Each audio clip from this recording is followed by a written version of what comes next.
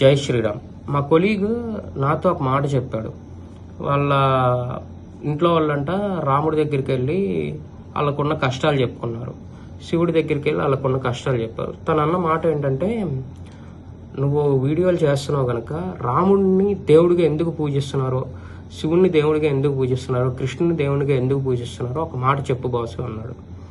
రాముడు దేవుడిగా పుట్ల, మనిషిగా పుట్టాడు.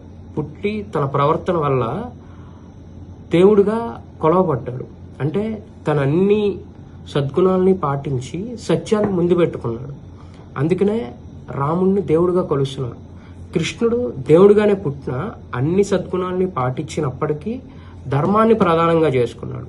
అందుకనే కృష్ణుని దేవుడిగా పూజిస్తున్నారు.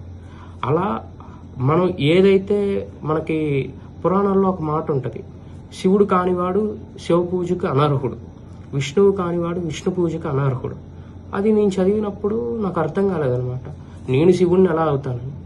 శివతత్వాన్ని అర్థం చేసుకున్నప్పుడు, దాన్ని పాటించినప్పుడు మాత్రమే నేను శివుణ్ణి కాగలుగుతాను. అప్పుడు నేను శివుడికి దండం పెట్టినా పెట్టకపోయినా, ఆయనకు పూజ చేసినా చేయకపోయినా ఆయన అనుగ్రహం నాతోనే ఉంటుంది. ఈ విషయం మీతో షేర్ చేసుకోవాలని చెప్పేసి ఈ వీడియో చేస్తున్నాను. జై శ్రీరామ్.